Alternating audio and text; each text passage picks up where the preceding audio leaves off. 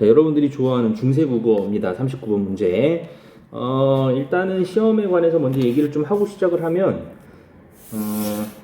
이거를, 여기에서 다루지 않은 내용까지 연관지어서 적용시켜서 문제를 내거나 뭐 그런 무도한 짓은 하지 않을 겁니다. 그러니까 선생님이 설명을 막 이렇게 깊게 안 할 거예요. 현대국어처럼. 그래서 선생님이 설명한 범위 내에서만 여러분들이 공부를 하시면 아마 좋은 점수를 받으실 수 있을 것이고요. 다만 하나 조금 이제 문제가 나온 김에 얘기를 좀 하면, 훈민정음 언해 그 서문 같은 경우는 기본적으로 여러분들이 머릿속에 좀 가지고 있어야 될, 고등교육을 받은 사람이라면 어느 정도 머릿속에 가지고 있어야 될 그런 내용이라고 생각이 돼요. 그래서 문제를 만약에 이걸 가지고 낸다면 현대어 풀이 정도는 안 줄 것 같고요. 그 다음에 한자를 제외하고 나머지 내용들, 그러니까 훈민정음 언해 여기 이제 제시된 이 자료에 나온 내용들 중에 한자 빼고 나머지 것들은 고어 그대로 여러분들이 어느 정도 머릿속에 좀 넣어 놓으셔야 2회고사 때 문제를 풀기 수월할 거라고 생각이 됩니다. 뭐 돌려와 말하지 않고 직접적으로 말하면 요거 정도는 좀 외워두세요. 그래서 요거 머릿속에다 좀 넣어 놓는 것까지 여러분들 공부를 좀 하셔야 될 것 같습니다. 일단 문제를 풀면서 하나하나 설명을 좀 해보도록 하겠습니다. 답지를 보면서 얘기를 좀 할까요? 기억을 보니 시옷이 현대국어의 관형격 조사 기능을 하는군이라고 얘기를 하고 있어요. 관형격 조사가 일단 뭔지는 알아야 되겠죠, 그죠? 한번 봅시다.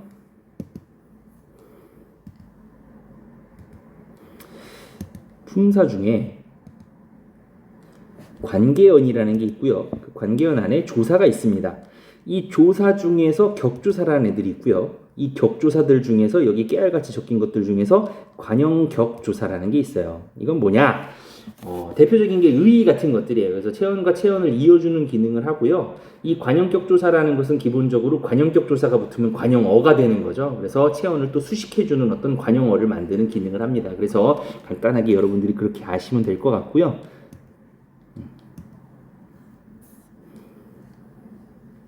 다시 돌아오세요. 그러면 뭐뭐의라는 관형격 조사의 기능을 하는지 그걸 한번 살펴보면 되겠죠. 나란 말싸미에서 요 나랏에 있는 요 시옷을 말하는 거예요. 이걸 해석을 하면 밑에 이제 그 표시가 되어 있지만 우리나라의 말이 뭐 이런 식으로 해석이 이미 되어 있죠. 친절하게, 그죠? 그렇기 때문에 우리나라의 말이라는 의라고 하는 관형격 조사가 뭔지를 알고 있다면 바로 그냥 연결시킬 수 있을 것 같아요. 그래서 관형격 조사 기능하고 있는 거 맞죠? 니은을 보니 이가 현대국어에서 주격조사의 기능을 하는군. 주격조사도 마찬가지로 주격조사가 붙으면 뭐가 되겠어요? 주어가 되겠죠, 그죠? 그렇기 때문에 이 주격조사의 기능을 하고 있는지를 잘 봐야 되겠어요. 자, 니은에 있는 배가 되는데 요거 형태수 분석을 할 줄 알아야 돼요. 얘 같은 경우는 이게 뭐가 합쳐진 거냐면 바 더하기 이가 합쳐진 겁니다. 그러니까 뭐뭐 할 바를 모르겠다라고 할 때 현대국어에도 의존명사 바가 있어요. 의존명사 같은 경우는 우리가 35번 설명하면서 선생님이 설명을 했었으니까 그거 지금 모르는 사람들은 그거 설명을 보고서 다시 오셔야 됩니다. 의존명사 바 뒤에 이라고 하는 주격조사가 붙은 거예요.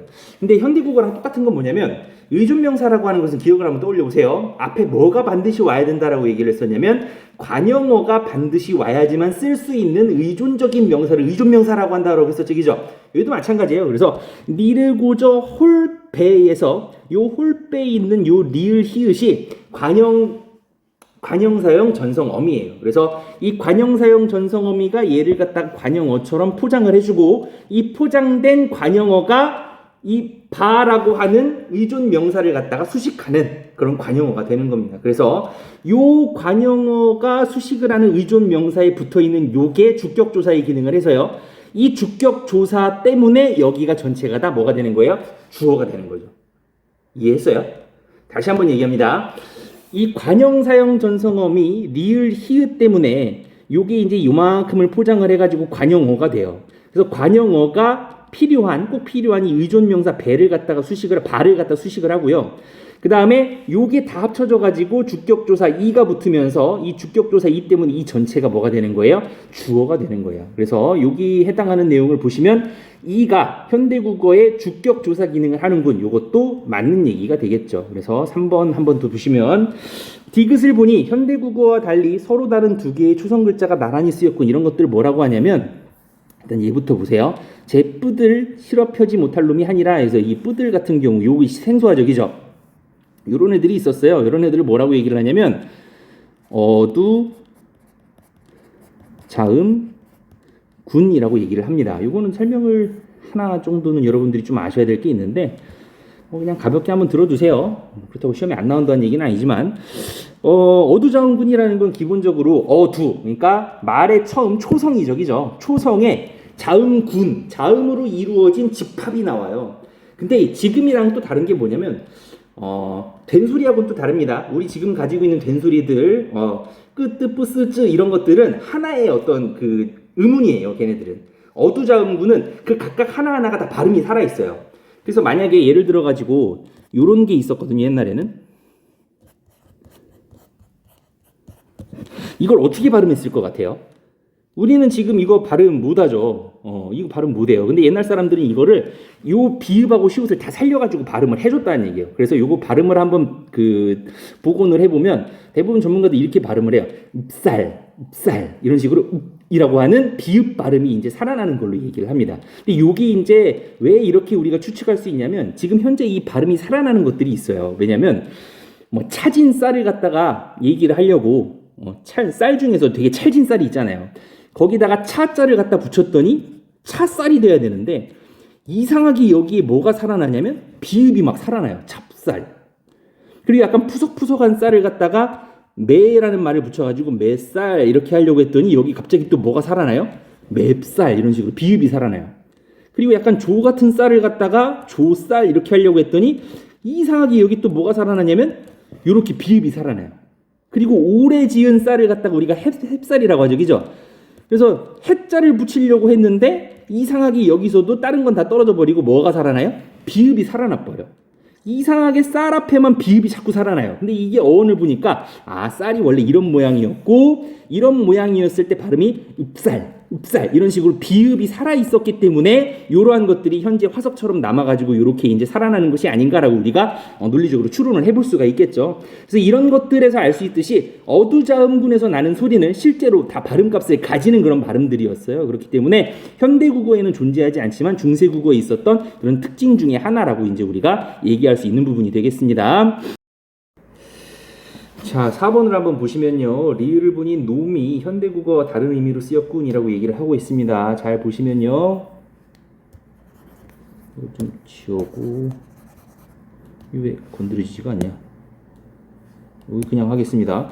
자, 놈이 현대국어, 놈이라는 것을 잘 보면 못할 놈이 아니라 여기서 뭐 세종대왕님이 백성들한테 욕한 건 아니겠죠, 지금처럼. 근데 이 놈이라는 것은 도대체 어떤 의미를 가지고 있었는지 우리 1학년 때 배웠던 의미의 이동, 의미의 축소, 의미의 확장 이런 내용들을 다시 꺼내 보면서 공부를 좀 한번 해보도록 하겠습니다.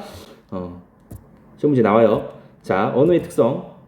언어의 기후적 특성에서 언어의 역사성이라는 것은 바로 이런 거였죠. 그죠? 흐름에 따라서 변할 수 있다. 그래서 의미가 확장된 경우, 축소된 경우, 이동된 경우 이런 예들을 배웠는데 대표적인 예들을 우리가 좀 알고는 있어야 될 것 같아요. 의미가 확장된 예는 이런 세 가지 정도를 얘기를 많이 합니다. 이것 말고도 다수가 있지만 지갑이라는 것은 다 볼 수는 없으니까요. 종이 지자를 쓰는 거예요. 원래 그래서 종이로 만든 걸 지갑이라고 얘기를 했는데 지금은 재료와 상관없이 뭘로 만들었던 그 기능을 하면 지갑이라고 얘기를 하죠. 그렇기 때문에 의미가 확장된 거고요. 세수 같은 경우도 원래 저 숫자가 손숫자예요. 그래서 원래는 손을 씻는 거를 세수라고 얘기를 했는데 지금은 손뿐만 아니라 뭐 이렇게 얼굴 닦는 것까지 다 세수라고 얘기를 하니까요. 의미가 확장된 예가 되겠고요. 다리 같은 경우도 원래는 생물의 어떤 몸총을 지탱하는 어떤 그런 다리를 다리라고 얘기를 했는데 뭐 책상 다리도 다리라고 하고 의자 다리도 다리라고 하죠. 그죠? 무생물의 다리들도. 그래서 의미가 확장된 예라고 볼 수 있을 것 같습니다. 의미가 축소된 예는 이런 것들이 있습니다. 원래 얼굴이라는 말은 얼골이었는데 이거는 몸 전체를 얘기하는 거였어요. 얼굴이 잘생겼다 하면 몸 전체가 잘생긴 거야. 근데 지금은 뭐만이죠? 면상만 얘기를 하죠. 그렇기 때문에 의미가 축소되었다라고 볼 수 있고요. 중생은 원래는 불교 용어죠. 그래서 한자어긴 한데 이 중생이라는 말은 원래 모든 생명체를 다 지칭하는 말이었어요. 그러니까 뭐 곤충, 나비, 뭐 짐승 할 거 없이 전부 다 중생이었고 그 중에 사람도 하나의 중생 중에 하나였는데 이게 이제 시간이 지나면서 사람만 지칭하는 말로 바뀝니다. 개 보고 중생아 이러진 않잖아요. 그죠? 중생이라는 것은 사람을 지칭하는 말로 의미가 축소가 되고요. 이게 좀 재밌는 게 이 한자어가 정착이 되면서 중생이 즘생이 되고 짐승이 짐승이 되고 짐생이 되고 짐승이 짐승이 돼요. 그래서 나머지 의미를 걔가 가져갑니다. 그래서 짐승이라는 말이 이 중생이라는 말에서 나와가지고 파생된 그런 말이라고 볼 수 있어요. 뭐 그럼 참고로 알아두시고요. 계집이라는 말도 원래는 지금은 우리가 들으면 굉장히 기분 나쁜 비하의 의미를 가진 말이지만 옛날에는 여자 전체를 계집이라고 칭했었죠. 그렇기 때문에 이것도 의미가 비하의 의미만 남은 걸로 이제 축소되었다라고 얘기할 수 있어요. 놈도 마찬가지겠죠. 놈 같은 경우도 원래는 일반적인 남성을 지칭하는 말이었어요. 이놈, 저놈 해도 기분이 안 나빴던 거죠. 그때는. 근데 지금은 그렇지 않죠. 이놈, 저놈 하면 기분 나쁘죠. 그렇기 때문에 그 기분 나쁜 비칭의 의미만 남아있기 때문에 의미가 축소되었다라고 얘기할 수 있을 것 같습니다.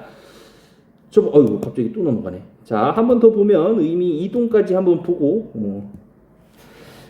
우리 이제 있는 예에도 나오는 건데 어리다라는 말은 원래는 무슨 말이었냐면 어리석다라는 말이었어요. 그런데 지금은 완전히 나이가 어리다라는 말로 의미가 바뀌었고요. 어여쁘다도 우리가 봤으면 알겠지만 원래 불쌍히 여기다라는 뜻이었어요. 내 일을 어여삐 여기니까 불쌍히 여기잖아요. 근데 지금은 어때요? 예쁘다라는 말로 쓰이고 있으니까 의미가 완전히 바뀐 예 중에 하나가 될 것 같습니다. 그래서 언어의 역사성에 나오는 이 세 가지 의미의 변화에 대해서도 여러분들이 기억을 좀 해두셔야 되고요. 다시 문제로 돌아와가지고 문제를 한번 해결을 또 해보도록 하겠습니다. 현대국어와 다른 의미로 쓰인 거 맞죠? 맞습니다. 5번을 한번 보겠습니다. 미음을 보니 다 맞아요. 지금까지는 일단 쓰여지지가 않네. 왜 그러지? 미음을 보니 현대국어와 달리 양성모음 뒤에 목적격 조사 랄이 쓰였군이라고 얘기를 하고 있습니다. 그런데 이 랄 위하여 이거 지금 약간 지금 쓰는 릴이랑 좀 달라 보이잖아요. 근데 이게 중세국어를 좀 배우면 중세국어 때는 어떻게 돼 있었냐면 이게 모음조화가 있었어요. 그래가지고 앞말이 양성모음으로 끝나면